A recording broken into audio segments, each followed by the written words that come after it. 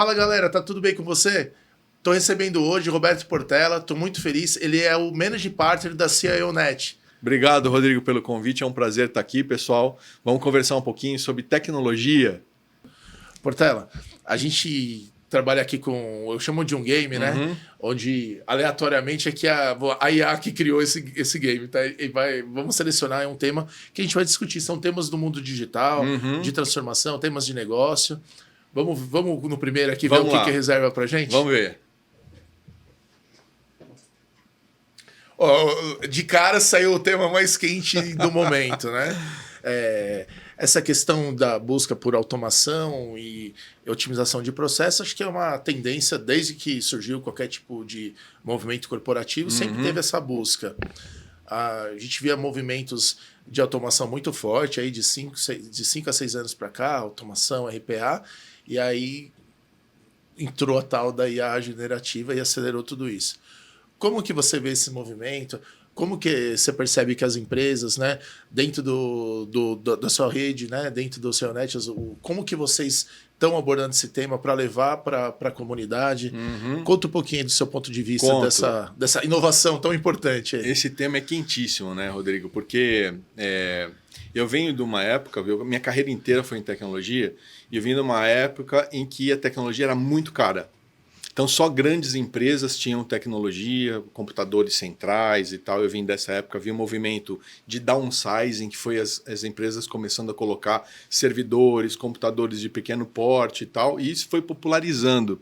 Então, a automação ela vem desde o início da tecnologia. A inteligência artificial, apesar da generativa ter aparecido em 2022, né, com o ChatGPT, popularizou demais, um boom, trazendo atenção para todo mundo. A inteligência artificial não é tão nova assim. A inteligência artificial já tem pelo menos 20 anos em que já se trabalhava com isso, e ela está presente nas nossas coisas do dia a dia sem que a gente tenha prestado atenção às vezes, né? No Netflix, algoritmos que vão dar para você, né, a indicação, por exemplo, de filmes de acordo com o seu gosto, ele vai aprendendo. Isso são algoritmos, já é parte de inteligência artificial. Spotify e várias outras coisas. No mundo corporativo, a inteligência artificial, para mim, olhando um pouco assim, o que aconteceu na tecnologia nos últimos 20, 30 anos, eu acho que a gente teve alguns movimentos muito importantes. Um deles foi a internet. A internet gerou uma grande disrupção em tudo. Na época de 96, 95... 95 começava a ter dentro das empresas um computador, pessoal, na mesa... que era compartilhado, e aí só ele estava acessando a internet. As empresas eram ilhas. Olha como hoje nós estamos... Ligava o modem para baixar o e-mail, né? Lembra? Ligava. Era uma outra época, mas foi uma disrupção. A partir dali, o mundo passou a estar conectado e hoje a gente não vive mais sem a internet. Não tem mais esse contexto. Eu estou falando isso porque, para mim, a inteligência artificial é esse outro grande movimento de disrupção no mundo de tecnologia e no mundo real nosso. Só que com uma capacidade muito diferente do que a gente experimentou até agora. A inteligência artificial generativa, ela chamou a atenção, as empresas já tiveram várias iniciativas, a gente vê no Brasil várias organizações que já usaram ao longo de 2023, 2024, projetos de inteligência artificial, mas o que ela está fazendo em todos os campos, que aí não é só dentro das organizações, é na nossa vida, na área de saúde, no campo espacial, em campo de telecomunicação, é uma tecnologia absolutamente disruptiva. E a gente não pode nem prever ainda exatamente o que vai acontecer, como é que vão ser as nossas relações, como é que a gente vai interagir com a inteligência artificial daqui para frente, o que pode surgir. Você vê que existem temas ainda, que são temas um pouco de discussão do lado negro da força, né, da inteligência artificial, a questão geopolítica, a gente é uma preocupação, a questão energética para processar a inteligência artificial, porque ela consome muita energia. Então tem muitos campos. Regulação, que é uma coisa muito importante, questão da ética, que é uma tecnologia, apesar de estar, né, eu falei, surgiu já há mais de 20 anos, a generativa é a que está agora trazendo para todo mundo grandes possibilidades. Ela sendo utilizada dentro das corporações pode ajudar a alavancar demais a visão de negócios, estrategicamente. Então, As empresas devem começar, a partir de agora, não mais olhar só as iniciativas que são pontuais de uma área de negócio. Às vezes o RH usou, o marketing usou, a área comercial, a área de atendimento. É passar a olhar a inteligência artificial para aplicação ao core, como ajudar a transformar a empresa, usando inteligência artificial para escalar mais rapidamente, trazer serviços diferenciados para os clientes, é inovação. E para isso é necessário que você tenha uma orquestração, não dá para ter só as iniciativas esparsas. Né? Para ter essa governança e fugir desses picos, né, vamos dizer assim, dessas iniciativas que você conquista bastante, mas não entra na cultura, não entra no dia a dia, você vê que as empresas estão criando algo similar ao que eventualmente aconteceu com os labs de inovação. Tem uma área que estimula, capacita e outras frentes de aplicação prática. É uma frente única ou uma frente multifacetada? E o que o pessoal está aplicando? A maior parte está multifacetado. Em alguns outros mercados, a gente já vê, inclusive, a criação de uma posição de diretoria para isso, que é o CAIO. Né? Okay. É o Chief Artificial Intelligence Officer. É o cara que só cuida de inteligência artificial. Mas isso não significa que ele vai estar concentrando o seu desenvolvimento de inteligência artificial só no seu departamento, né? Através do seu departamento. Está trabalhando de maneira orquestrada, o que significa que eu acredito muito nesse modelo, que é um modelo híbrido, onde a área central ela provê plataformas, provê padrões e as áreas de negócio vão bebendo dessa fonte e vão criando e alavancando e acelerando. Algo como se fosse um centro de excelência, um COE, o pessoal às vezes chama, fomenta isso dentro da organização. Esse é um bom modelo. É o único? Não. É o único que funciona? Não. Tudo depende do tamanho da sua organização, da sua maturidade, da sua necessidade em relação a IA, porque nem tudo também é para aplicar IA. Isso é uma outra coisa. A gente está falando de IA, mas as pessoas pensam, agora tudo resolve por IA? Não. Tem coisa que continua resolvendo através de automação, não é IA. Se eu colocar IA nem vai ser bom. Então, o uso estratégico, desenvolver um plano estratégico para a aplicação de inteligência artificial dentro das organizações, com visão da estratégia de desenvolvimento de negócios da organização, é o melhor que pode acontecer. Ou seja, esse tema entrou dentro do roadmap lá da liderança, é um tema estratégico, tem que ter um desdobramento de ações. Você está usando muito o termo orquestrado. Ou seja, não vamos torcer para ver o que vai acontecer, que pode sair em algum lugar errado, é isso? Pode sair. Porque você lembra na época de Data Analytics, quando começou cada área a fazer o seu e tal, depois as coisas não conversavam mais? Eu passei a ter algumas empresas que tinha lá, sei lá, tinha o Tableau, tinha Power BI, tinha todas as ferramentas. O Data Lakes diferentes.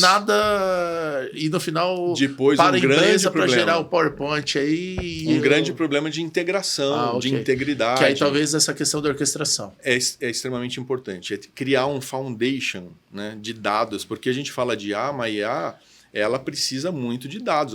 O habilitador da inteligência artificial é dados. E se os dados não estiverem estruturados, a empresa não estiver preparada, o outcome, o resultado da inteligência artificial não é bom. Pode colocar em risco, inclusive, reputação da empresa, vieses, coisas não adequadas. Então, esse foundation, acho que é o que está agora para 2025 como uma grande tendência no Brasil.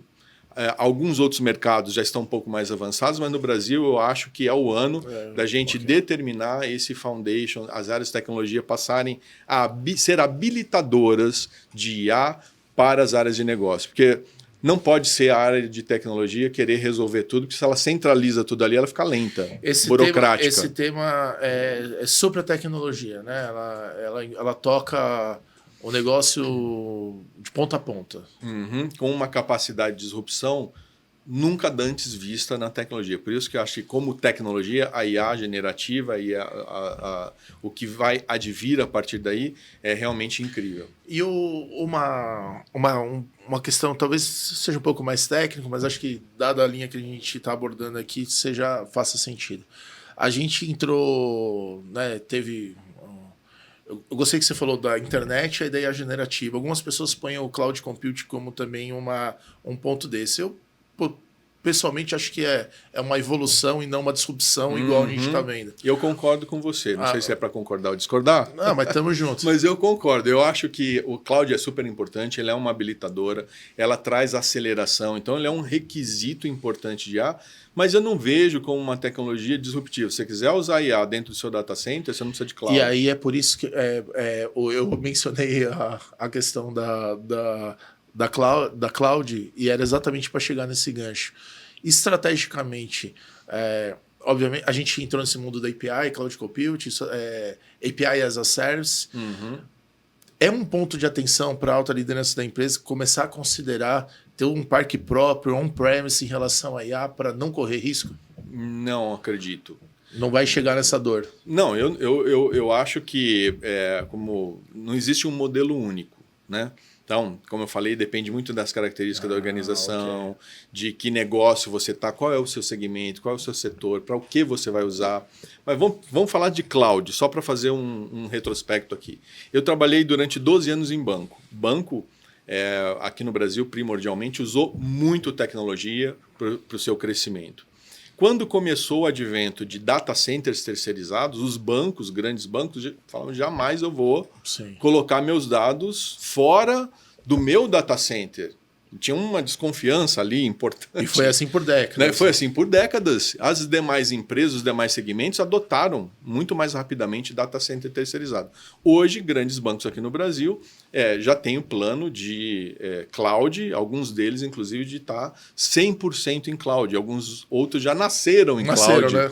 Então, muda muito. O cloud, ela é, né, pensando como o cloud computing, como tecnologia, ele é um grande habilitador, é um acelerador. Não tem, né, você ter um data center requeria muito planejamento, questão de capacity. O cloud, ele te ajuda demais. Agora, tem uma conta associada a isso, mais rápido, né? Entendo. Acelera muito mais para a inovação. Você pode escolher, isso aqui eu vou deixar no meu data center, ainda vou ter meu data center, isso aqui eu vou para cloud. Ou não, para mim faz mais sentido já nascer em cloud ou transferir tudo para cloud. Essa sua analogia você está falando, a galera tinha o conceito, né, do híbrido, né, que era tão cloud on-premise, eventualmente é algo similar que você vê acontecendo na IA. Você pode ter coisas... Eu acho que a preocupação com IA, ela está inclusive no board das organizações. Não é mais uma questão só de tecnologia. Né? Sim.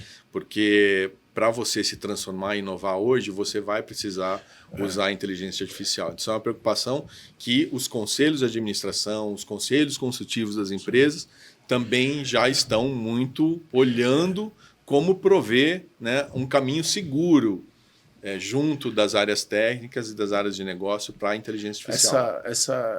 Esse ponto, né, de avaliação que eu comentei, né, e que a gente está puxando a questão da relevância do sourcing, né, dessa IA. Saiu, acho que a notícia poucos dias atrás, não sei se foi hoje ou foi ontem. Não, acho que faz alguns dias mais. Que o Itaú adquiriu uma empresa focada em IA CRM. Uhum. Aí, toda a base de clientes, eles vão aplicar IA, provavelmente para fazer uma sugestão, alguma coisa assim. Com certeza eles vão debater onde que vai ficar essa informação, né? Vamos ver o que vem pela frente. Itaú já divulgou, né? Isso é uma informação pública, a gente pode falar aqui, o plano deles de adoção da cloud, né? E inclusive dos legados e tudo para uma aceleração da inovação. Então, isso é um plano que já estava em curso, né? Bem conhecido. Então, é um caminho que fez muito sentido para eles. Pegar outros bancos, pegar o Nubank, que já nasce, né, totalmente digital, completamente diferente. Não, é que esse anúncio deles com IA mesmo. Eles estão fazendo, acho que algo análogo. É bem legal. Assim. É ótimo. E eu acho que é tão importante isso, né, para você ver um gigante como Itaú, baita referência de tecnologia, botou lá na capa, né, o CIO Guerra lá falando, olha, estamos assim, fizemos assim, ou seja, estamos aqui... Isso não é sensacional? Não, é demais, eu estou feliz de presenciar isso daí, sensacional, né? A gente vive uma era que aquilo que a gente conhecia como muito estabelecido não mais é a verdade. Então, usar a inteligência, né? Usando os recursos, seja inteligência artificial, combinação com cloud, cibersegurança, que é algo extremamente importante, principalmente no mundo digital, no mundo da inteligência artificial, que é diferente de fazer projeto tradicional que a gente fazia até então. Por exemplo, inteligência artificial não adianta você só testou, funcionou, colocou em produção, tá lá e não checa mais. Você tem que estar continuamente checando os resultados, saber se os resultados continuam ok, se não tem algum dado que está trazendo informação que já não é mais a informação adequada. Desejado. Então, a questão de dados é extremamente importante. Então, as áreas de tecnologia dentro das organizações também estão se transformando para se preparar para a implantação de projetos de IA que não são e não usam os mesmos moldes, o mesmo framework que até então eram conhecidos. E provavelmente o próximo framework, modelo de trabalho de muito sucesso, se bobear, nem começou a ser criado ainda, né? Porque tudo está sendo muito rápido. Está sendo experimentado muita coisa, né? Eu lembro que quando foi uma coisa muito forte, o Bradesco, na época, anunciava a questão do atendimento, né? Teve um investimento muito grande. Eles foram early adopter, né? Eu trabalhava na IBM, eles estavam com todo o processo da Watson e tudo mais. E eles acreditavam, fazia parte da estratégia. Tá? Alguém pode falar, pô, os caras gastaram um monte de dinheiro. Não sei o quê. Não, eles fizeram uma coisa muito inovadora. Quando você olha e vê essa linha, e a gente olha em questão a tempo, a gente está falando 10 anos, 11 anos talvez. Está sendo muito rápido o ciclo e a necessidade de reação das lideranças aí em tecnologia, se manter antenado é um desafio, né? É um desafio. Aí a gente entra para outros temas, né? Que são temas que requerem mudanças no perfil de gestão, né? Então, uma competência super importante hoje é ter liderança adaptativa, que não é mais exatamente o tipo de liderança que eu aprendi lá atrás, quando eu comecei a trabalhar, né? Muda muito. No fim das contas, eu acredito muito, Charles Darwin, há mais de 150 anos, já falava, né, que quem ia sobreviver não era o mais forte, nem era o mais inteligente, mas aquele que mais se adapta. E é verdade. Então, quando fala liderança adaptativa, está falando sobre a sua capacidade, né, de conseguir fazer uma gestão e estar sempre interagindo com o novo nas novas formas. Você tem que lidar com multiculturas hoje, modelos híbridos de trabalho, como é que você mantém engajamento, pessoal que está em home office, quem está presencial, tem uma série de questões, né? Tem tipos diferentes de trabalho dentro da empresa, tem o Run, Grow, Transform, tem várias... É um cubo de muitos lados, não seria um cubo, né? Mas seria uma... São várias vertentes. São várias vertentes que a liderança precisa saber enxergar, né? E você imagina com inteligência artificial, né, que está campeando e ela é uma tecnologia muito transversal, pode ser utilizada em qualquer área da organização. Ela não pode ser uma tecnologia que esteja simplesmente com iniciativas pontuais. Sim. É isso que precisa ser olhado e eu acho que é isso que vai acontecer. Não é algo projetizado, né? 2025 para tirar uma certificação, né? Aí tem que ser o pavimento está sendo construído. Tem que ser essa base. Isso para onde a gente está indo agora. Tem vantagem competitiva para os próximos anos? Total. Mesmo que erre um pouquinho, Total. Tem que ir para cima as empresas que mais inovam são as empresas que mais investem hoje. Se olhar, né, basicamente, as principais empresas do mundo, as mais valorosas, são empresas de tecnologia. Então, nenhuma delas está descuidando absurdo, né, de dados, de estruturação para o uso de inteligência artificial. Você deve ter visto naturalmente aí, em janeiro teve o lançamento do DeepSeek pela China, em fevereiro o Open LLM, todo mundo querendo trabalhar com o uso e aplicação da inteligência artificial de maneira a mexer, inclusive, na questão geopolítica, né? De quem dominava a inteligência artificial e dados. Então, você imagina dentro das organizações. Logo no começo da nossa conversa, eu tive naquele fórum que o Banco BS faz e convida aí investidores e tudo mais. E um dos painéis tinha 2 CIOs e 2 CEOs. Desculpa, eram 2 CEOs de data center e 2 CEOs de empresa de energia. De energia. E o ponto de atenção as ações precisam ser feitas para você conseguir, por exemplo, eles comentaram aqui no Brasil, existe um ponto que está apto a receber lá os mega, gigawatts, lá, não sei exatamente a unidade. Está no Rio Grande do Sul, numa região agrícola. E aí, mas os data centers não é só conexão, você tem que ter uma série de outras questões de infraestrutura. E não é só energia, tem que ser energia limpa para onde a gente crescer. Porque senão não ganha as certificações. ESG, né? A gente entra num outro tema. E aí eles explicaram também que tem, por exemplo, para você... É que aí o DeepSeek também tocou bastante nisso, mas um tipo de energia, consumo de energia, que é para fazer o treinamento, né, do LLM. O outro é para você consumir e processar. Então, assim, olha a complexidade que é isso. E você tem que tomar uma decisão, né? Você vai falar assim, olha, onde que eu coloco? Qual que é o meu parceiro? Que caminho vai? Mas é fator crítico, né, de sucesso para as organizações a adoção da inteligência artificial hoje em dia. Não é mais uma questão de pensar, será que nós precisamos? As empresas todas precisam, né, acelerar a sua inovação, e a inteligência artificial é, sem dúvida, uma ferramenta que vem atender a essa condição. Mas, para isso, você vai ter que olhar uma série de coisas. Claro, quando a gente está falando dentro das organizações, o CIO, o board, dependendo do segmento, está menos preocupado com a questão da energia, se a energia é limpa ou não, porque a energia que está provida para ele. Não é tão direto, né? Mas no contexto... você pega as empresas de cloud, as grandes empresas de tecnologia, né, conhecidas aí do mundo, todas elas já vêm com essa discussão há alguns anos. E isso se acelera, porque quando a gente vai falar de um outro tema depois, sei lá se vai sair aí sobre ESG, vai falar sobre a questão de regeneração. Não estão mais agora só pensando em como você recupera, é como você regenera, né? E isso é uma preocupação muito grande. Mas, independente disso tudo, a IA ela pode ser e deve ser para as organizações a grande ferramenta de inovação. E é isso que a gente tem que aplicar adequadamente dentro das empresas. A gente está vivendo... Né, a gente viu o nascimento do Google, o Google acabando com a página amarela, acabando com o mapa também em outras vertentes.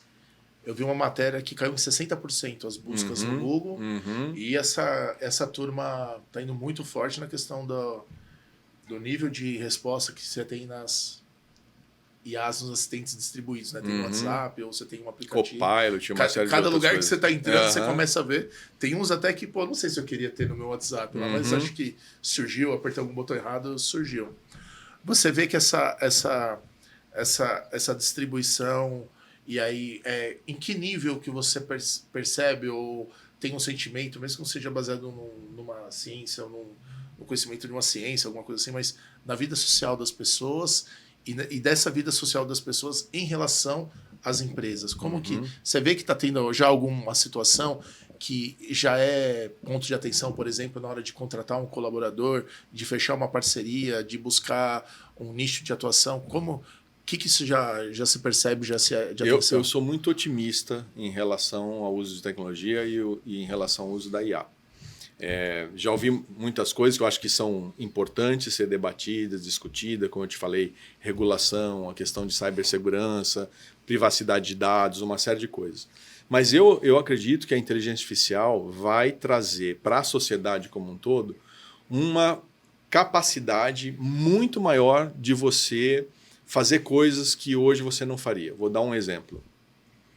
Se você quiser hoje compor uma música, você não precisa aprender 8 anos de piano, por exemplo, para você compor. Você pode usar recursos de inteligência artificial e compor uma música. Você vai usar a criatividade. Isso é incrível, né? Isso é incrível. Fica à sua disposição, o melhor musicista, o melhor de tudo, em tese fica disponível para você. Veja a questão de edição de vídeos, produção de vídeos. Aqui a gente usa intensamente. Cara, tem alguns vídeos incríveis assim que eu vejo lá em Reels e tal, que usa a inteligência artificial, e quem está utilizando a ferramenta não é o programador da inteligência artificial. É um criativo. Sim. Então, eu acho que a inteligência artificial, ela vai, no meu sentido otimista é esse, ela vai potencializar o seu uso, as pessoas vão usar mais a sua criatividade, vão ter mais tempo. Atividades que não são de automação, mas que são repetitivas, podem ser realizadas pela inteligência artificial e deixar a competência humana para algo que aquela atividade requeria. Ao invés daquela pessoa ter que fazer todo o processo do começo ao fim, ela vai fazer uma parte do processo só, final, e a inteligência artificial fez o resto para ela, com muita assertividade. Isso é maravilhoso, vamos ganhar tempo, vamos ganhar eficiência. Então, muda a sociedade, muda para as empresas, muda para tudo, mas positivamente, porque o ser humano é inteligente. Então, a gente vai usar adequadamente, né? Vai chegar a ter os seus extremos, mas vai chegar no equilíbrio como qualquer outra coisa. Eu participei de uma apresentação, foi vamos dizer assim, workshop, palestras promovidos aí por uma empresa colega, junto que está parceiro com a gente.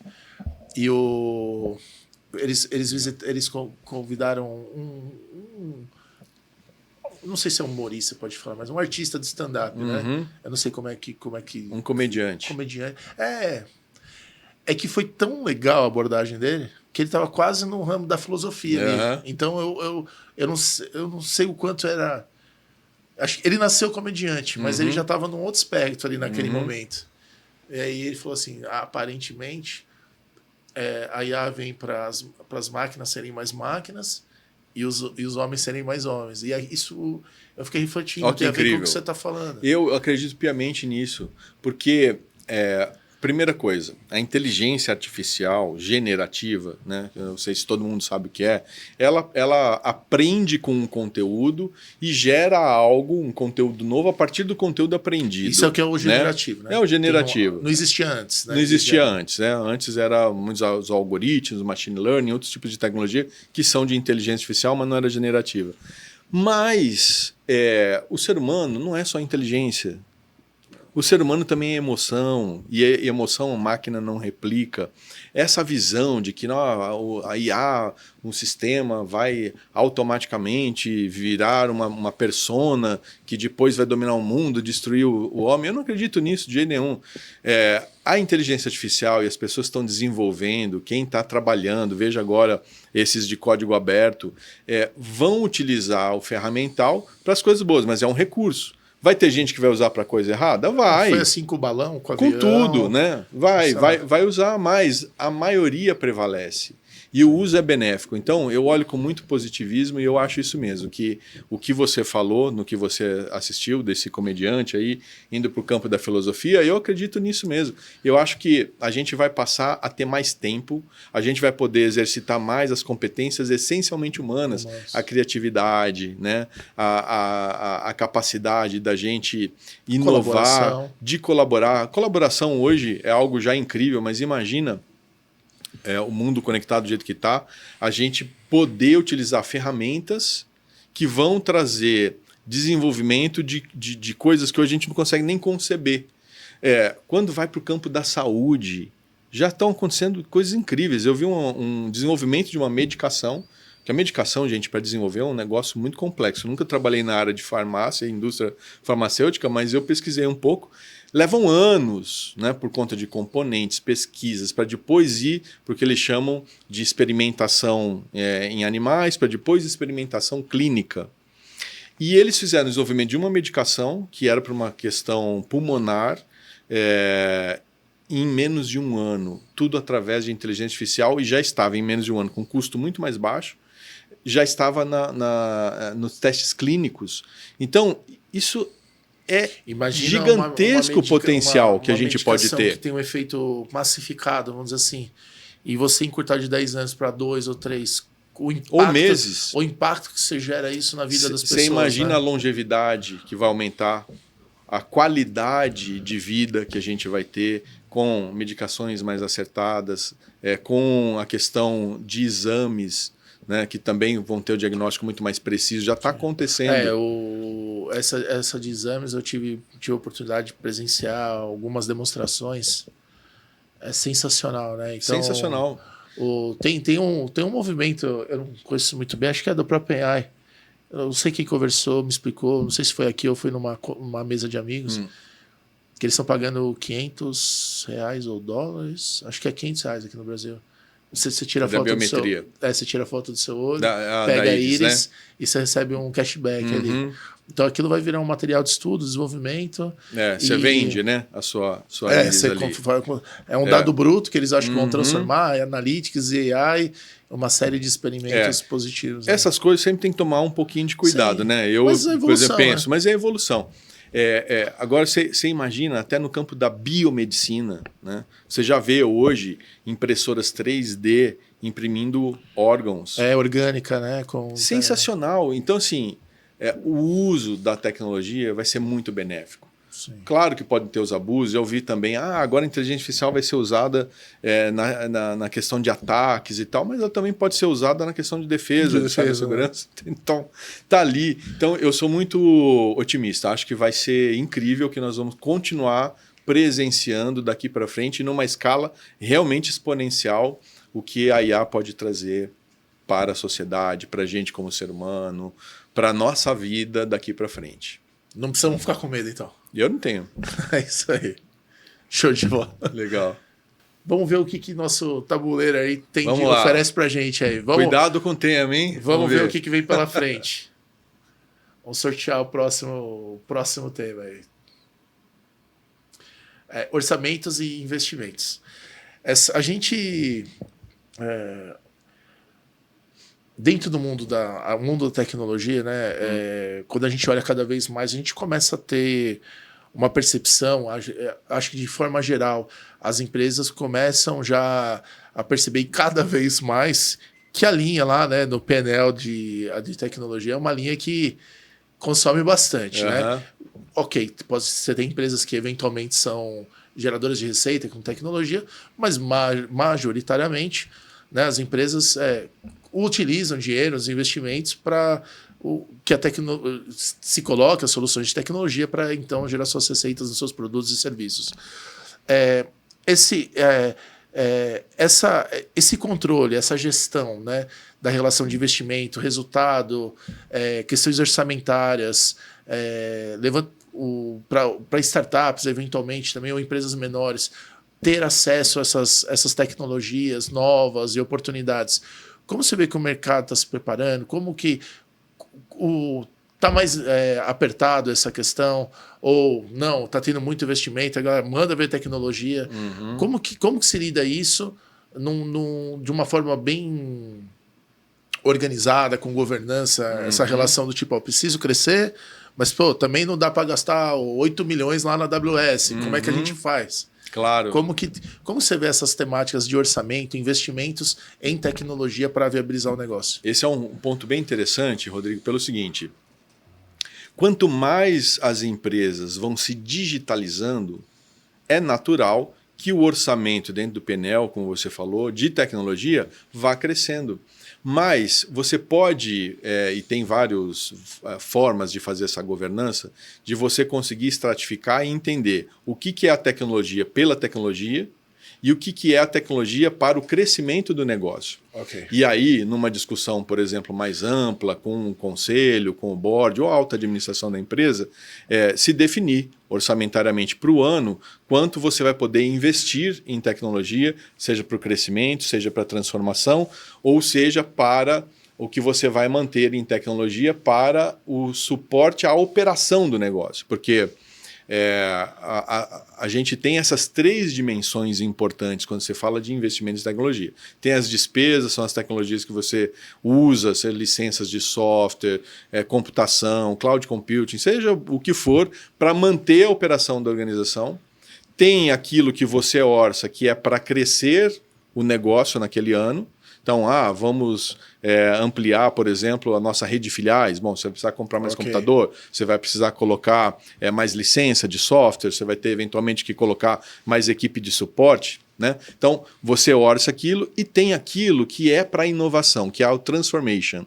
A parte de transformação, ela depende muito de cada organização, qual é o grau que ela, né, tem ali de digitalização já implantada. E aí eu falo de digitalização, não é só automação, é o grau de transformação digital de negócios daquela organização e o quanto ela quer acelerar versus o apetite com a realidade orçamentária, porque tudo isso tem que ter funding. Então, diretor de tecnologia, junto com o diretor financeiro, são dois profissionais que têm que trabalhar muito juntos para encontrar cada vez mais a eficiência. E a eficiência vai te dar condições, muitas vezes, com reduções, a trazer funding para você acelerar a transformação.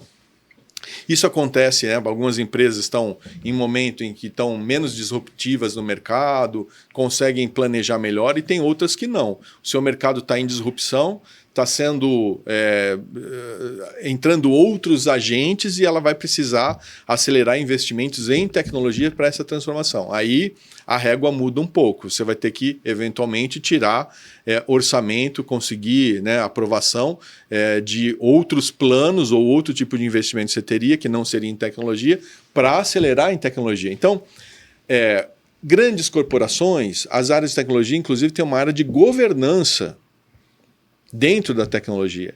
Essa área de governança ajuda a fazer o alinhamento de tecnologia com alinhamento estratégico de negócio, a definir a questão do budget, a levar isso para o conselho aprovar e aí você fazer algo que esteja em linha com aonde a empresa quer chegar. Então, hoje em dia, não há uma empresa que não dependa de tecnologia. Sim, é um fator óbvio. Né? Todo mundo tem um alto grau de dependência de tecnologia hoje. Quando eu comecei lá atrás, não era assim. A gente tinha 3, 4 sistemas, tudo era muito caro. Então era só sistema de folha de pagamento, sistema de controle. Estou falando há muitos anos atrás, foi antes do bug do milênio de 2000. Então eu já trabalhava em tecnologia. Mas era assim, eram poucos sistemas que você tinha. Hoje em dia não, quase tudo está digitalizado, automatizado, depende de sistemas, está integrado. Então a empresa, para ela operar, ela depende demais. Por isso quando acontece um ataque hacker, vocês já ouviram, né, falar, possivelmente aí, o hacker entra, criptografa tudo, os dados da empresa para a empresa. E aí vem cobrar um resgate. Por que isso pôde acontecer? Porque se ela não dependesse tanto de sistema e da área de tecnologia para operar, não teria problema nenhum. Parou um sistema, alguma coisa, mas a empresa continua operando. Vida, né? Segue a vida. Mas não, há já uma alta dependência. Então, a área de governança dentro de tecnologia, trabalhando muito próximo com o financeiro, consegue, de fato, trazer um planejamento financeiro bem adequado, bem realista para aquela empresa, dependendo do momento da empresa, né? Se a empresa está buscando mais inovação, se ela está mais centrada num crescimento orgânico, qual é a estratégia dela. O importante é alinhar com a estratégia. Ou seja, essa linha de tecnologia, numa visão, vamos dizer assim, financeira, ela não é uma linha, ela tem 3, 4 divisões, você citou 3, Run, Grow e Transform, mas também tem subdivisões relacionadas aos temas estratégicos. Inclusive, formam baldinhos distribuídos, vamos dizer assim. Inclusive, você tem vários modelos para tratar. Por exemplo, o diretor de tecnologia consegue olhar quanto eu gasto em infraestrutura, quanto eu gasto em sistemas, quanto eu gasto em inovação, quanto eu gasto em cibersegurança. Tem classificações disso, lá dentro. Mas acho que do ponto que você perguntou inicialmente, é muito mais importante a visão estratégica, porque aí, independente desses baldinhos, como é que a gente pega esse movimento financeiro todo e alinha com o resultado que a gente pode ter através de tecnologia. Porque esse alinhamento bem feito, pelo menos a gente imagina que vai colocar no norte ou na direção correta, eventualmente você faz alguns ajustes. Sim, mas inclusive há consultorias especializadas nisso que podem ajudar muito bem o CIO, o CFO, em como traz mais eficiência, em como aloca mais adequadamente, dependendo da estratégia da organização. Aí dentro desse tema ainda, né, orçamento e investimentos, por exemplo, né, a gente,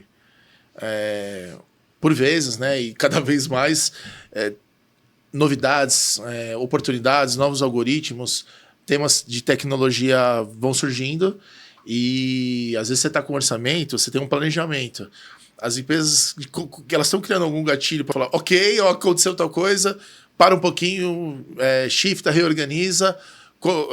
É uma competência aí nessa gestão orçamentária que precisa desenvolver? Eu acho que é uma competência que já existe bem.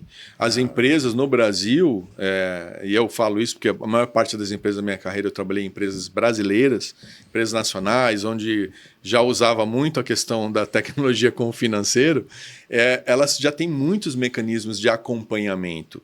E isso é extremamente importante, porque é isso que traz para a alta administração o poder de decisão. Se avança, se retarda, se estaciona, se corta alguma coisa, porque também tem a dinâmica do mercado. Às vezes faz um plano.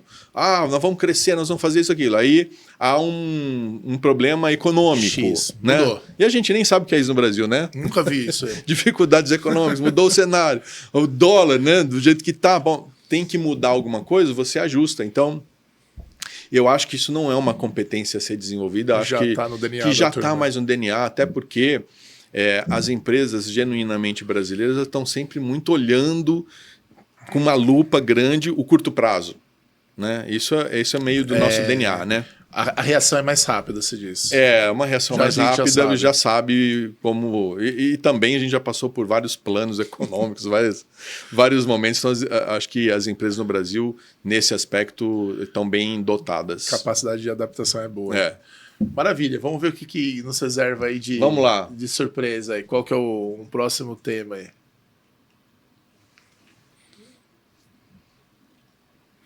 aí? Gestão de projetos digitais. A gente teve uma onda muito forte de uma busca de novos modelos de trabalho, né? Uhum. Então isso se materializou com o nome da agilidade, frameworks, stack, as formas, modelos de trabalho aí que buscam de alguma forma dar uma nova dinâmica, enfim, mais eficiência, resultado e tudo mais. Como que você enxerga a relação dessa busca de novo modelo, que vamos dizer, o pessoal chamava de transformação ágil, com relação ao que de fato as empresas mais buscam hoje, que é a transformação digital, né? Uhum. Você vê uma sinergia entre isso? Na verdade, a gente essa fase se você acha que eventualmente essa fase da organização do como fazer, acho que a gente já passou, agora a gente já está no o que fazer, novos produtos e serviços. Uhum. Essa gestão integrada, né, de projetos digitais, novos canais, junto com esse modelo de trabalho. Vou dizer para vocês, assim, minha crença baseada na minha experiência, né? Vou dar 2 exemplos aqui. Eu trabalhei em 2 empresas de mídia importantes no Brasil. Uma foi o Estadão, num período em que estava começando a ter, você falou aí de que o Google roubou páginas amarelas e tal. Quando eu entrei no Estadão, a gente tinha uma unidade que imprimia páginas amarelas. Então, foi um momento em que o digital começou a ganhar muito espaço em relação ao modelo do impresso, jornal impresso, capas de jornais e tal. Por que eu estou citando isso? Porque naquela época surgiu o Scrum. E nós, no Estadão, adotamos o modelo ágil. Só que o modelo ágil não funciona para tudo, ele funciona muito bem para algumas coisas. Como qualquer ferramenta, a gente não pode usar uma única metodologia e achar que resolve tudo com aquela metodologia. Mas naquela época se achava que resolveria, a gente tinha essa crença, depois a gente vai descobrindo que não. Depois eu trabalhei no Grupo Globo, trabalhei 6 anos lá e meus últimos anos eu estava como diretor de estratégia digital. Então eu tinha equipes que estavam 100% trabalhando, como eu trabalhava só com produtos digitais, estávamos trabalhando em modelos ágeis. Porém, dentro da organização que estava acelerando muito a sua transformação digital, isso também é público, né? Todo mundo sabe o movimento que o Grupo Globo fez de aceleração para uma MediaTek. Os produtos digitais, os projetos digitais, eles eram trabalhados todos com metodologia ágil. Mas tem aqueles outros sistemas, core, vamos dizer, sistemas de ERP, para quem não sabe, sistema de ERP é que cuida, vamos dizer, da parte de suprimentos, da parte de cobrança, enfim, administrativo financeiro. Esses não necessariamente precisam usar uma metodologia ágil. Às vezes nem é bom a metodologia ágil para ele. O que você disse é assim, dependendo então, da natureza da iniciativa, você poderia ter uma abordagem ou outra. Outra abordagem, né? Então a gente combinava, inclusive, isso. Eu tinha um escritório de projetos que tinha capacidade e competência para fazer projetos e acompanhar com um PMI, né, baseado em PMI, tinha uma parte da equipe que estava toda voltada com acompanhamento ágil, e a gente fazia uma combinação disso para poder fazer o acompanhamento com o board, porque para o board, em geral, ainda era quanto custa, quanto tempo vai demorar indicadores e tal. que mais, mais macro clássicos. E clássicos. O que está ótimo.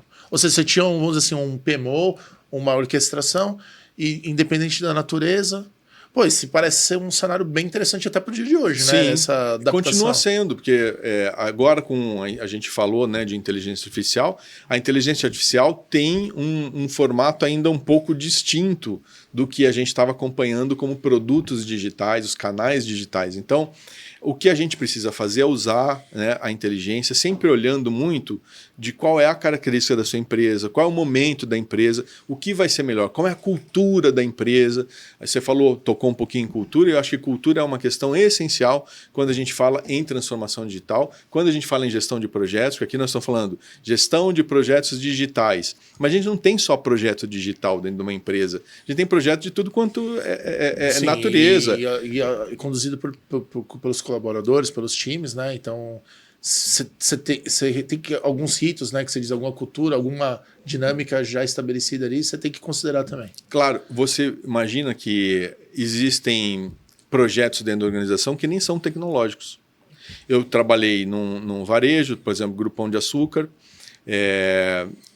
No Grupo Pão de Açúcar, a gente tinha um escritório corporativo de projetos, que cuidava desde projetos de tecnologia até projetos, por exemplo, de expansão de lojas, que em algum momento entra a tecnologia, mas não é um projeto de Essencialmente tecnologia. não é tecnologia. Né? Essencialmente não é tecnologia, e você cria metodologias, você adota metodologias para ajudar nessa orquestração. Eu acho que o híbrido funciona muito bem, mas quando a gente fala de projetos digitais, se estamos falando de produtos digitais, o ágil tem é uma boa ferramenta e tem uma grande vantagem. Por causa da experimentação, essas questões. A agilidade que pode trazer, a questão do MVP, porém, a cultura da organização precisa adotar, não pode ser só a tecnologia. Sim. Se a área de tecnologia é ágil, mas a organização, as áreas de negócio não estão trabalhando em uníssono, não funciona bem. Então, se a cultura da empresa permite ou adota a visão do ágil, aí a gente tem o maior benefício. Porque se não fica uma ruptura. Fica uma ruptura, claro. A área de negócio está pensando assim, agora fez lá, está com a TI. Não é mais a TI, é junto, né? O modelo ágil trabalha junto. Você deu o gancho para uma pergunta que eu sempre adoro bastante, assim, olhando mais de uma forma conceitual e olhando para um futuro, né? Um delta T tendendo ao infinito. Tendendo ao infinito é difícil responder. É uma forma de falar, né? Tecnologia, ok. Como que está sendo a transformação do papel da área de tecnologia? Porque quando você pega lá a fintech, edutech, healthtech, mediatech e outras, na verdade, são empresas. Se você olhar o core da empresa, se você olhar o funcionamento, ela é uma empresa de tecnologia que oferece algum tipo de serviço final. Às vezes um ou mais, né? Essa mudança, essa migração, você vê que essa cultura, essa forma, essa dinâmica de trabalho, ágil ou não ágil, mas dentro dessa cultura, desse modelo de trabalho, as empresas devem pensar nisso, ou só em algum momento é isso? Ou quem não for para isso dançou? O que a gente tem visto é isso. Quem não está indo para isso está dançando. E isso é uma constatação, né? Assim, a maior parte das empresas bem-sucedidas, elas fizeram essa mudança de cultura. Não basta só você querer ser, ou colocar, né, baixar um decreto lá, um MO, a partir de agora nós vamos virar uma MediaTek. Não. Você tem um trabalho de cultura a ser realizado, uma transformação que vai muito além de tecnologia.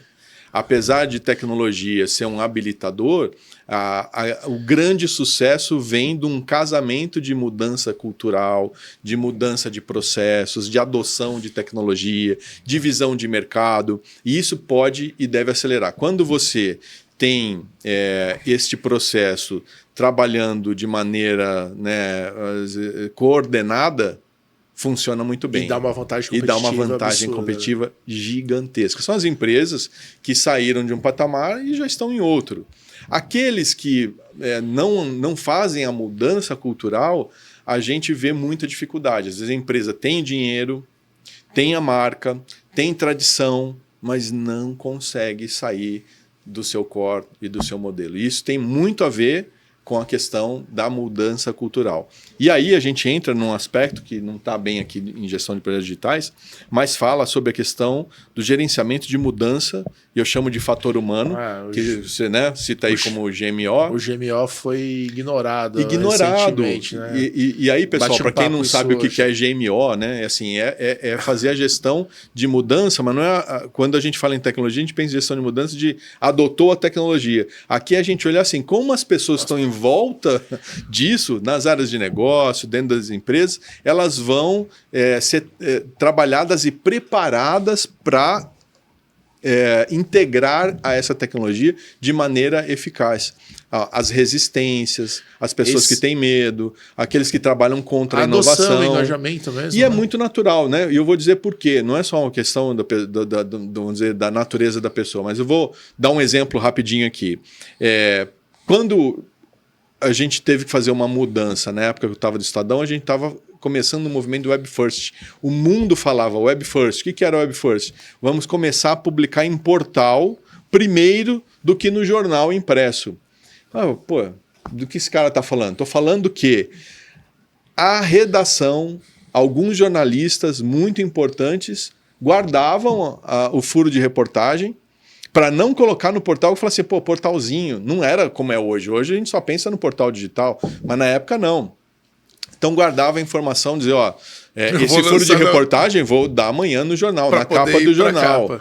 E era o que a vida inteira tinha sido feito. E não estava errado, era só não estava na cultura. Mas o que requereu para fazer sucesso? Da mudança, capacitação, gestão de mudança, exatamente. Aí começar a trazer a gestão da mudança da cultura, né, e o fator humano para que a empresa fosse para um outro patamar. E foi. Então são ferramentas essenciais que às vezes as empresas ignoram, querem reduzir custos. Eu não quero te pôr numa cilada, mas acho que eu não sei se foi meu cérebro que só pensou, se eu acabei falando. Peço desculpa se eu... E aí peço que eu tô maluco, não, mas assim... Se for cilada, a gente corta. É negligência? Ou não colocar o GMO igual a grande maioria das empresas fazem? Eu acho que, na verdade... espero que vai dar um resultado. Sabe, eu acho que é um desconhecimento... Ok, é uma imperícia, então. Não é assim, não é uma... Eu acho que sim. É mais um desconhecimento do que de fato é. Okay. Porque quando a gente começa a falar de GMO, mas o que vai ser? Né? Pensa em quem está fazendo gestão financeira e tal. O que é? Nós vamos comunicar melhor, nós vamos... Aí pensa, não precisamos disso, vamos economizar esse dinheiro, né? Como a gente estava falando de gestão. Corta, faz assim, corta mesmo. Então eu acho que é um desconhecimento. As empresas que usam têm muito benefício. Eu conduzi um programa chamado Programa Futuro do Varejo dentro do Grupo Pão de Açúcar. Na época foi um programa de maior investimento do grupo em inovação e que transformava toda a forma do Grupo Pão de Açúcar fazer negócio. Começava desde o planejamento de compra, suprimentos, financeiro, negociações e até rota de distribuição, de abastecimento. Então, era um programa muito importante. Nós usamos o GMO. Contratamos uma consultoria. Muita gente impactada, né? Muita era a empresa inteira. Todo mundo. A gente contratou uma consultoria que nos ajudou a fazer uma transformação e o uso e a adoção do novo modelo foi um sucesso. Essa palavra sem o GMO, né? A gente não teria tido essa adoção em tão pouco tempo. Esse é acho que, né, dando uma liberdade aqui, um pouquinho de compartilhar. Tem que colocar o GMO. O nível de adoção é muito grande, você alcança mais resultados nas transformações, né? Projetos de transformação sem o GMO, ainda mais hoje com as oportunidades que existem, a forma de comunicar, de capacitar, usar as intranets, usar vídeo, usar comunicação, colocar o CEO para falar, né? A gente vê muito hoje em dia, né? Os CEOs cada vez mais se expondo nessa questão de comunicação. Isso é ótimo, né? É o pessoal que fala que é o partner, lead sales, mas o partner também lead people, né? As pessoas falam assim, eu quero ir lá, ele está me mostrando. A gente vê muitos cenários que os líderes, né, de tecnologia, tem alguns bem assim conhecidos que eles estão na frente, eles falam, vamos por lá, né? Sem dúvida. E quem usa uma metodologia, né, aplica o GMO, tem visto resultados muito mais positivos, inclusive proteção do investimento. Sim. Porque eu, ao longo da carreira, já vi vários fracassos também, em que você investe muito na tecnologia, Sim. acaba trazendo uma série de recursos para a empresa e a empresa não adota. Traz novos pacotes. Os funcionários não usam. Tá no RPX, vamos mudar. E a empresa pro Y. pagou um superlicenciamento. Milhões, E ninguém usou, porque não houve esse cuidado de, olha, agora nós vamos, não é só um treinamento, é como Não, você é isso, adota. é Então, constante, né? mas eu acho que aí tem um meia-culpa também de fazer. Acho que talvez a gente não tenha, ao longo do tempo, né, aí, vendido muito bem o que é GMO para alta administração. Mas quem usou ou compreende não abre mais mão. Eu vou fazer duas observações, né? Eu né, iniciei minha carreira na consultoria na IBM, tinha um departamento completo de GMO, muita gente, que ano a ano foi diminuindo. Uhum. Nos projetos aqui da Monve, a gente sempre incluía a disciplina de GMO, mas sempre era uma batalha, porque vão falar, mas por que isso, por que isso? Aí quando a gente começava. E aí o outro comentário que eu ia fazer, até uma pessoa que você conhece, faz parte, né, do CIONet, que é o Farroco, e ele falou uma frase que, assim, talvez tem quase 5 anos, quando ele falou isso, eu estava perto, ele anunciando o início de uma transformação numa das grandes empresas que ele trabalhou, né, fez bastante história boa. Ele falou assim, ó, porque é o seguinte, mudança todo mundo quer, mas vai primeiro e depois me conta, né? Então, é o Farroco inteligentíssimo. É passível das pessoas terem a dúvida, né, da mudança, ter um pé atrás. E não é que elas querem atrapalhar. Né? Imagina quando surgiu essa... Quando você falou Web First, né? E curioso, depois do Web First, depois veio o Mobile First, né? Agora acho que deve ser o Social First. Você mete na rede social primeiro, depois vê o que acontece. Enfim, maravilha. Vamos ver o que nos reserva aí Vamos lá. De surpresa aí.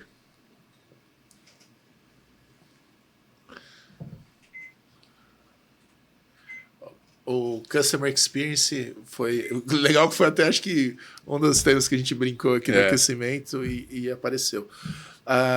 Normalmente a tecnologia está associada normalmente não, acho que por sua essência ela está associada às questões mais técnicas, né, de engenharia, vamos assim dizer.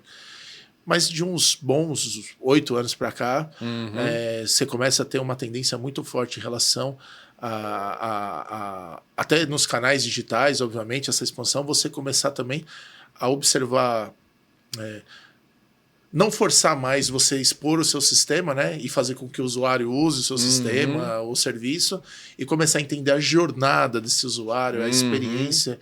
E isso levou, além da experiência do usuário, ao que é o Customer Experience, e aí já tem mais, acho que é Customer Success, e assim vai, né? Essa virada de ótica, são competências novas que um líder de tecnologia precisa observar?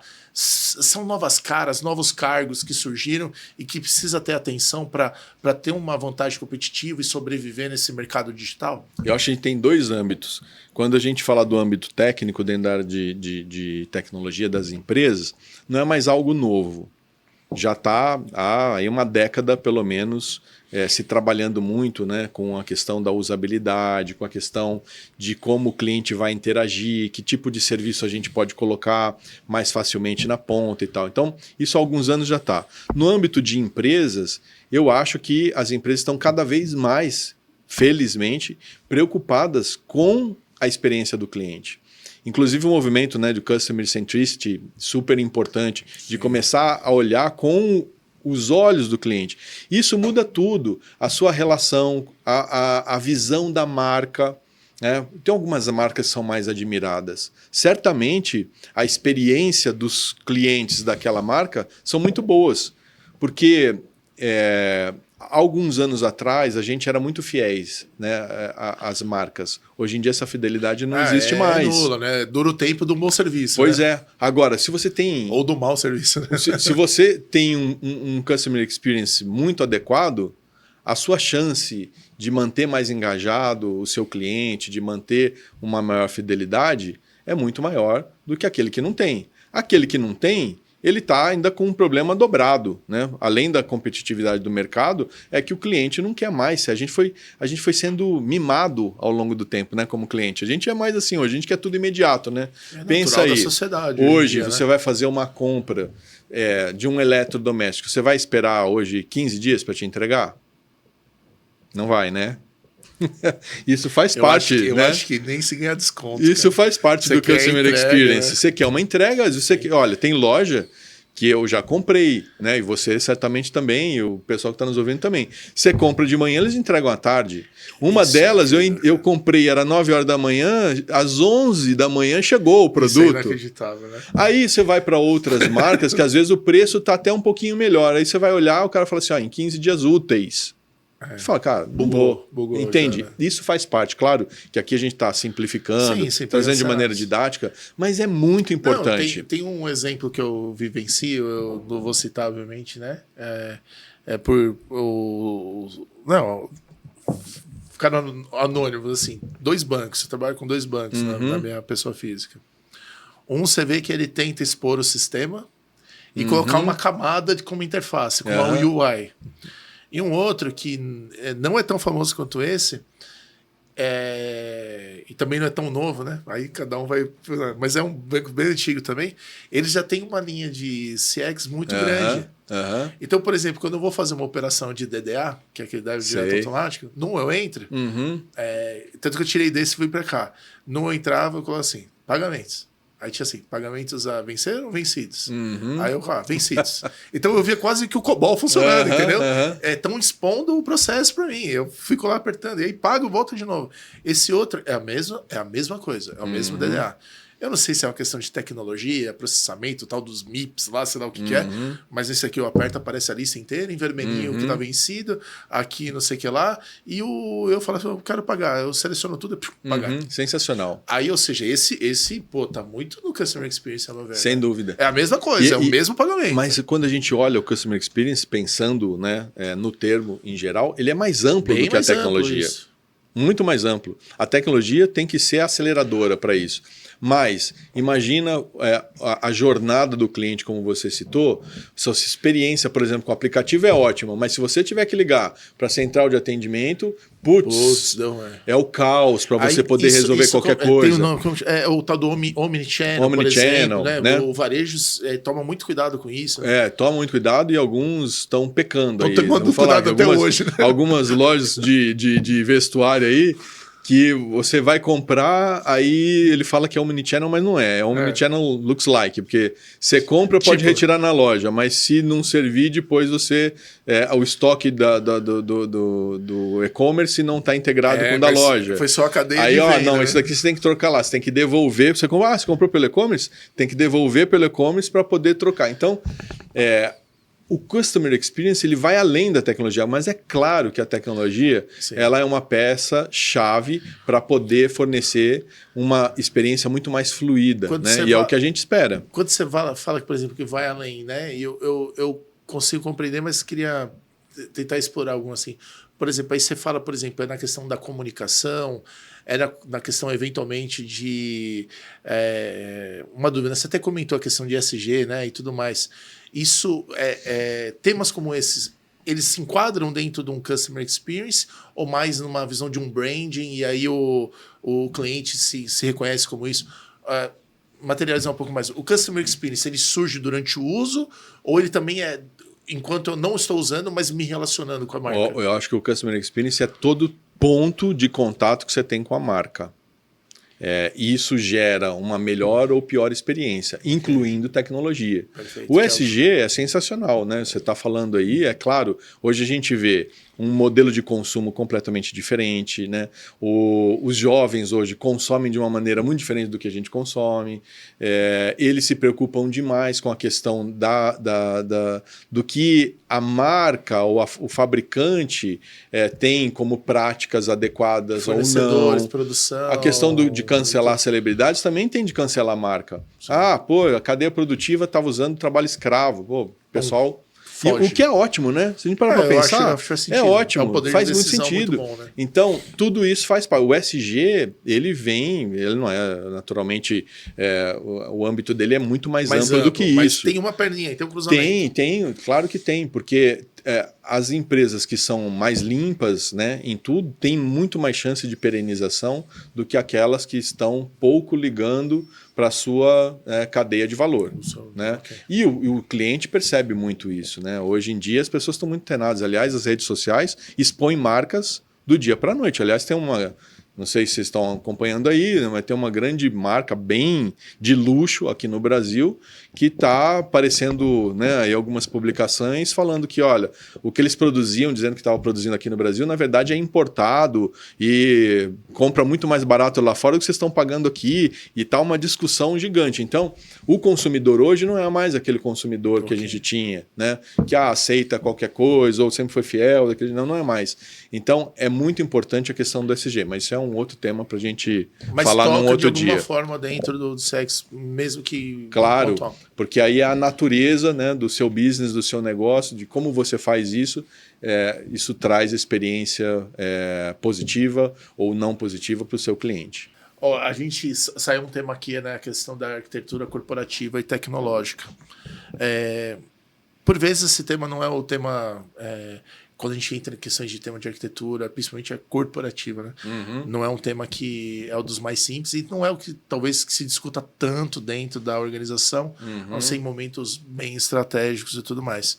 Mas quando a gente entra numa perspectiva aí de resultado, de canais, produtos e serviços, a arquitetura de negócio, já herdada com a questão de, eventualmente, um mapeamento de legado ou mais antigo em relação dos sistemas, geralmente a gente acaba falando de sistemas produtos, ou aqueles sistemas que suportavam as áreas. Às vezes eles não se mostram tão eficientes nessa arquitetura para atender as necessidades dos canais, do público-alvo em relação aos pontos de contato aí de venda, o relacionamento com parceiros, colaborador, cliente e tudo mais. Como você vê que as empresas estão... as empresas estão buscando alguma reformulação nas suas arquiteturas, por exemplo, revisando estruturas organizacionais, e que isso está causando uma necessidade de desacoplamento de sistemas, mudança de plataforma. Como que isso está sendo impactado por essa transformação digital e por essa busca de ter um melhor canal o mais rápido possível alinhado com o cliente? Eu acho que as grandes organizações, a maior parte, está fazendo sim, porque é uma necessidade. Né? Quando a gente fala de arquitetura corporativa ou arquitetura tecnológica, a arquitetura tecnológica ela tem que habilitar a arquitetura corporativa, né? Seja do ponto de vista de para onde você está indo, qual é o planejamento estratégico que você tem, como é que você está organizado para isso, a tecnologia tem que ser essa habilitadora.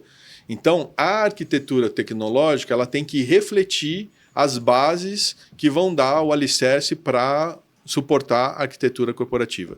Nesse momento de transformações que a gente está vendo, grandes transformações de negócio, transformações digitais, as grandes empresas que já têm, inclusive, disciplinas internas, áreas, às vezes, com arquitetos, né, dentro de tecnologia, arquitetos de sistemas, arquitetos de infraestrutura, agora arquitetos, inclusive, de dados, que é essencial para a questão de IA. Até que você falou de IA, né, também, né? Pois é, a inteligência artificial precisa de que a empresa tenha os dados de maneira estruturada. Isso se reflete dentro da arquitetura.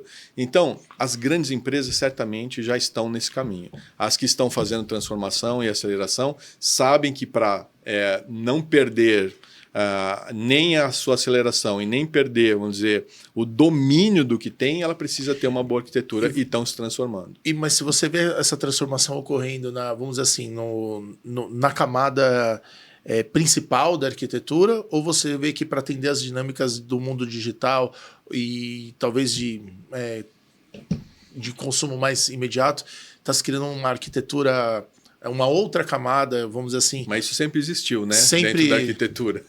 Que assim, ó, a arquitetura corta aqui e você cria... O pessoal falava System of Records, né? Você tem onde o pau tora ali, operacional, e você cria uma... E você tem aquilo que é a base, que é a sua estrutura, e você tem, né, às vezes dentro da própria arquitetura, por exemplo, na última empresa a gente criou, que eu atuava como diretor, a gente criou uma arquitetura tecnológica que previa, inclusive, a criação de novas unidades de negócio. Ok. O que a gente tem que manter, vamos dizer, de uma maneira muito bem estabelecida, tem que ser padronizada, tem que ser parte do core, e o que a gente vai dar de autonomia.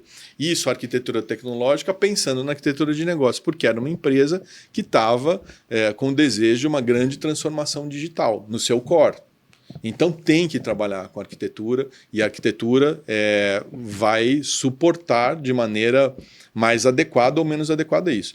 Claro que isso não é a realidade de todas as empresas. Sim. Mas pensa uma coisa que interessante.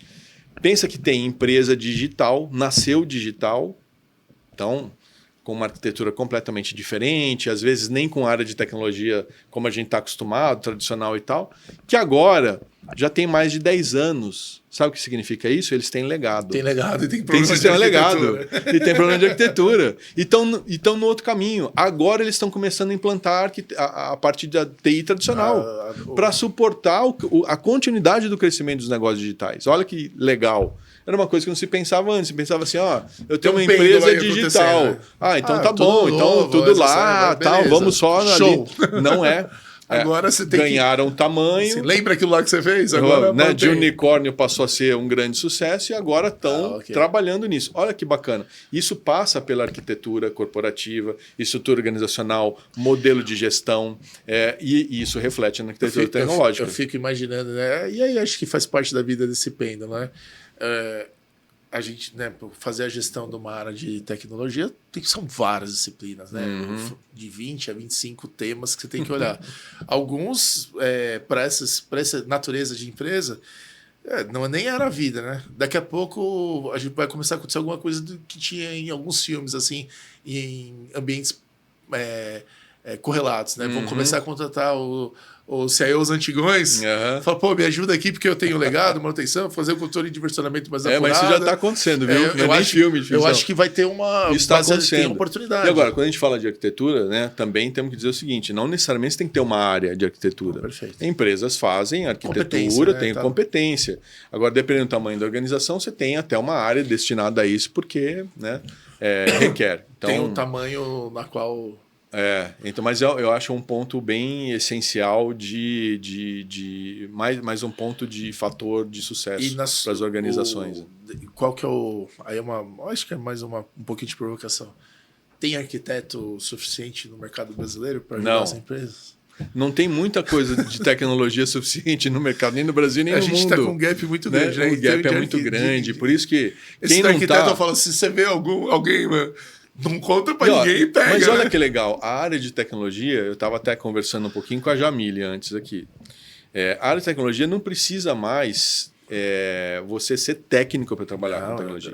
Você está citando a arquitetura, a gente falou de Customer Experience, a gente falou de governança dentro de tecnologia. Sim. A pessoa de governança vai conhecer processo, vai conhecer framework, vai conhecer uma série de coisas, mas ela não vai codar, não vai ter que conhecer de hardware, né? É outra coisa. O cara de dados, por exemplo, vai conhecer muitas vezes mais de estatística do que efetivamente, né, de código. Então, a área de tecnologia hoje ela é muito ampla e eu acho que está ficando cada vez mais tênue o que é uma profissão de tecnologia e o que não é uma profissão de tecnologia. Aquela brincadeira que o que é corporativo ou não, e, enfim. Isso. Isso é bem... Mas isso é um tema para um outro bate-papo, né? E até dá até para fazer tese de mestrado, né? Isso daí. Legal. Maravilha. Portela, queria agradecer muito aí a participação. Adorei debater desse tema tão importante. Como é que a galera que está em casa pode te encontrar, redes sociais, achar você na CIONet? Conta um pouquinho para a gente. Eu quero agradecer muito aqui a participação, o convite. É uma honra ter participado com vocês. Obrigado ao público que está nos assistindo. Quem quiser me procurar, mandar alguma mensagem, pode me procurar pelo LinkedIn, Roberto Portela, com 2 L's. E nós temos uma página da CIONet Brasil, que eu convido vocês a conhecerem. É uma página onde nós temos publicações de posts de grandes nomes da tecnologia no país, conselheiros de empresa, CEOs de empresa, vice-presidentes de tecnologia, e que trazem sempre muitas novidades acerca do mercado de tecnologia, da estratégia e do posicionamento no Brasil. Então, procurem-nos lá, CIONet Brasil, dentro do LinkedIn. Valeu, Messi. Obrigado. Obrigadão.